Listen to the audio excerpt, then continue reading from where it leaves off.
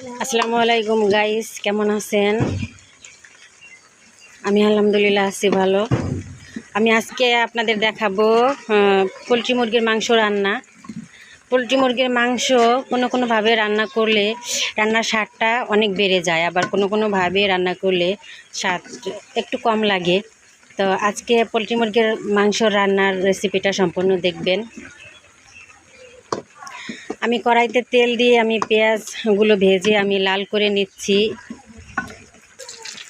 আমার পেঁয়াজটা ভাজা হয়ে গেছে, আর লাল করব না, অনেকটাই ভাজা হয়ে গেছে। এখন আমি মশলাগুলো দিয়ে দিব।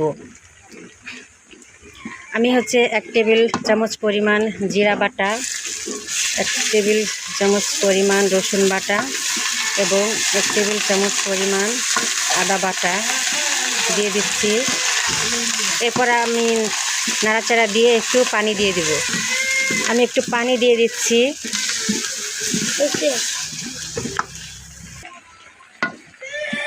এরপর আমি পরিমাণ মতো হলুদের গুঁড়া দিয়ে দিচ্ছি।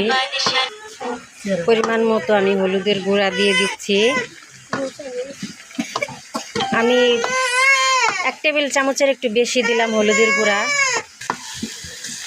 এখন আমি 3 টেবিল চামচ পরিমাণ মরিচের গুঁড়া দিয়ে দেব, যেহেতু আমরা একটু ঝালটা বেশি খাই। আপনারা আপনাদের পরিমাণ মতো দিবেন। এবার একটু পানি দিয়ে আমি নাড়তে থাকবো, ততক্ষণ পর্যন্ত নাড়বো যতক্ষণ পর্যন্ত তেলটা উপরে না আসে। তেলটা যখন উপরে ভাসা ভাসা হবে তখন আমি মাংস ছেড়ে দেব। আমি একটু পানি দিয়ে দিচ্ছি। লবণ দিয়ে দিচ্ছি স্বাদ মতো। আপনারা আপনাদের পরিমাণ বুঝে লবণটা দিবেন। এবং আমি গরম মশলাগুলো দিয়ে দিচ্ছি। এবার তেল উপরে উঠে আসা পর্যন্ত আমি নাড়তে থাকবো এইভাবে। আজকে আমার সাথে রান্নায় সাহায্য করছে আমার ভাগ্নি, আমার বড় বোনের মেয়ে। ও নাড়াচাড়া দিচ্ছে, আর আমি উপকরণ। দর্শক দেখতে পাচ্ছেন আমার রান্নাটা প্রায় শেষ হয়ে গেছে।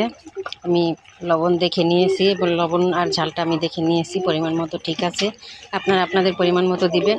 আর যেই মশলাটার কথা বলছিলাম, ওই মশলাটা আমি এখন দিয়ে দিব। দিয়ে আমি 1-2 মিনিটের মতো জাল দিয়ে আমি নামাইয়ে ফেলবো তরকারিটা।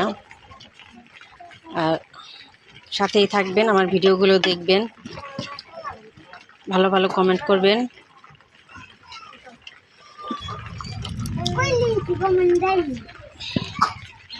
ধন্যবাদ বন্ধুরা।